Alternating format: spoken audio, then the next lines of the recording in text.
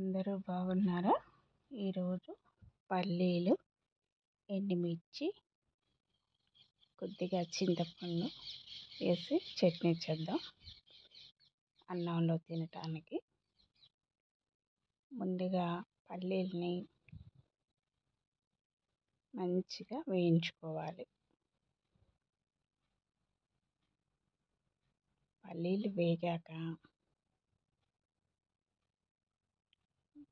వేగిన స్మెల్ వస్తుంది టైంలో ఎండుమిర్చి యాడ్ చేయాలి. ఎండుమిర్చి లైట్గా వేగాలి, మరీ మాడిపోకూడదు. ఎండుమిర్చి మాడితే బ్లాక్ కలర్ షేడ్ మారిందంటే చట్నీ కలర్ మారుతుంది.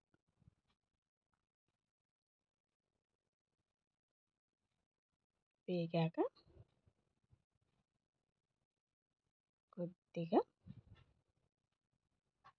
చట్నీకి సరిపడా చింతపండు రెమ్మలు యాడ్ చేసుకోవాలి.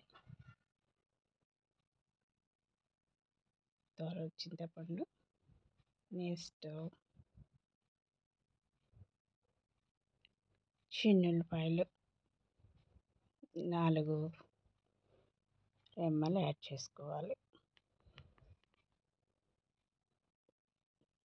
చిన్నులపాయలు కూడా యాడ్ చేశాక ఈ చింతపండుని చిన్న గిన్నెలో వాటర్ తీసుకొని చట్నీకి సరిపడా వాటర్లో నానబెట్టాలి, సోక్ చేయాలి.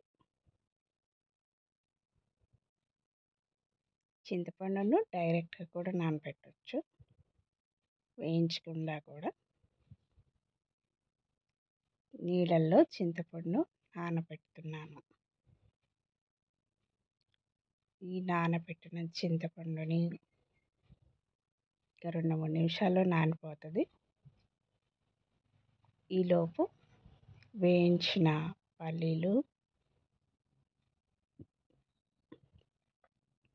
పల్లీల్లో నుండి ఎండుమిరపకాయలను సపరేట్ చేసి జార్లో వేసుకోవాలి. చిన్న జారు, చిన్న మిక్సీ వేసేటట్టయితే చిన్న జారు. మీకు చట్నీ వేసే క్వాంటిటీని బట్టి చిన్నదో పెద్దదో జార్ తీసుకోండి. రోట్లో నూరుకునేటట్టయితే రోల్ యూజ్ చేయండి. వాటిని ముందు ఎండుమిరపకాయలని మిక్సీ వేశాక నెక్స్ట్ ఉన్నవన్నీ వేసుకోవాలి. చిన్నులపాయ, పల్లీలు వేసి మరొకసారి తిప్పాలి. కొద్దిగా సాల్ట్ అయితే సాల్ట్, కల్లుప్పు అయితే కల్లుప్పు. నెక్స్ట్ 1 స్పూన్ వేయించిన నువ్వులు యాడ్ చేస్తున్నాను.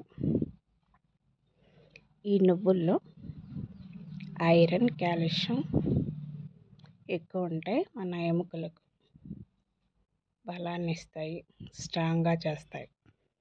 కానీ రోజుకు 1 స్పూన్ 2 స్పూన్లు యూజ్ చేయొచ్చు, ఎక్కువ యూజ్ చేయకూడదు. ఈ కొబ్బరి చట్నీ, పల్లీల చట్నీలో నువ్వులు యాడ్ చేసుకోవచ్చు. అన్నంలో తినే చట్నీల్లో, టిఫిన్ చట్నీల్లో కూడా యూజ్ చేయొచ్చు. ఇంకా చింతపండు కూడా వేసి తిప్పాక చట్నీ అలా తీసుకున్నాం.